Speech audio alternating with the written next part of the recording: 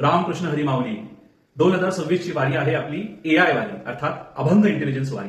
आणि आपल्या ज्ञानाची दिंडी घेऊन निघालो आहोत आपण विठू रखुमाईच्या दर्शनाला. आपल्या सगळ्यांमध्ये एक गोष्ट कॉमन आहे, म्हणजे आपल्या सगळ्यांसाठी ती गोष्ट आहे.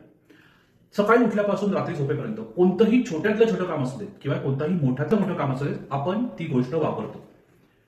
गंमत अशी आहे की ती गोष्ट आपण किती वापरतो ह्यावर आपल्या यशाचं गमक अवलंबून नाहीये, तर ती गोष्ट आपण कशी वापरतो ह्यावर अवलंबून आहे. त्या गोष्टीने आपण म्हटलं तर सगळं काही करू शकतो आणि म्हटलं तर काहीच करू शकत नाही. मी माणसाच्या मनाबद्दल मेंटल हेल्थ हे आपण खूप आजकाल ऐकतो. म्हणजे कुठला रोग किंवा काय कुठली हेल्थ कंडिशन आहे का, तर नाही. मेंटल हेल्थ म्हणजे आपले विचार, आपल्या भावना आणि आपली वागणूक यांचा असणारा समतोल म्हणजे मेंटल हेल्थ. आपल्या संतांनी त्यांच्या साहित्यामध्ये अनेक वर्षापासून मेंटल हेल्थ विषयी खूप गोष्टी लिहिल्या आहेत. आज मी संत एकनाथ महाराजांचा मनाचे बोध ह्या त्यांच्या अभंग शृंखलेतील एक अभंग घेणार आहे आणि आपण त्या अभंगाची फोड करून आपल्याला संत एकनाथ महाराज काय सांगू इच्छित आहेत आपल्या मनाविषयी. मन आपल्याला कंट्रोल करत नाही, आपण मनाला कंट्रोल केलं पाहिजे हे त्यांनी सांगितलं आहे. महाराज म्हणतात की मन मनासी होय प्रसन्न तेव्हा वृत्ती होय निराभिमान. म्हणजे हे माणसा, कोणतंही काम करण्याआधी थांब, मन पहिले प्रसन्न ठेव.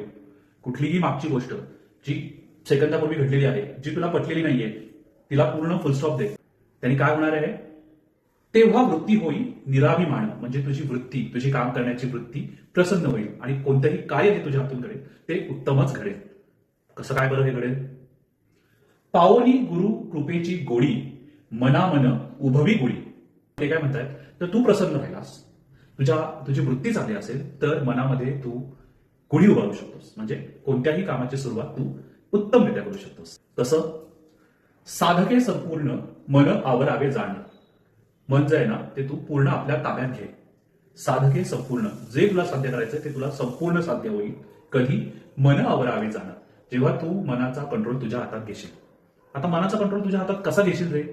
अनेक विविध पर्याय आहेत. त्याच्यामधला एक पर्याय त्यांनी सांगितलेला आहे. ते काय म्हणतात, एका जनार्दनी शरण मने होय समाधी. जनार्दन हा शब्द इथे परमेश्वर या अर्थाने म्हटलेला असेल. त्यांनी सांगितलंय तू परमेश्वराकडे जा आणि परमेश्वराला सांग की मी हे काम करतो आहे, मी तुझ्या शरण आलेलो आहे, हे काम करण्याची बुद्धी तू मला दिलेली आहेस, आता हे काम वठवण्याची बुद्धी देखील तूच दे आणि तुझ्या चित्ती मी पूर्णपणे समरस होईल आणि हे काम करेन. म्हणजे थोडक्यात मी जे काम करणार आहे त्यावरती मी फोकस करेन, कुठलाही दुसरा इतरत्र विचार मनात न आणता. सोपं वाटलं तरी समजायला थोडंसं क्लिष्ट आहे, कठीण आहे, आत्मसात करायला खूप कठीण आहे, पण हे ज्ञान आहे आणि हे ज्ञान जर आपण आत्मसात करण्याचा थोडा प्रयत्न केला आपल्या कुठल्याही याच्यामध्ये, तर खरोखरच आपण ही ज्ञानाची दिंडी घेऊन आपल्या परमेश्वराच्या विठ्ठलाच्या चरणी मात्र वाहून देऊ शकतो.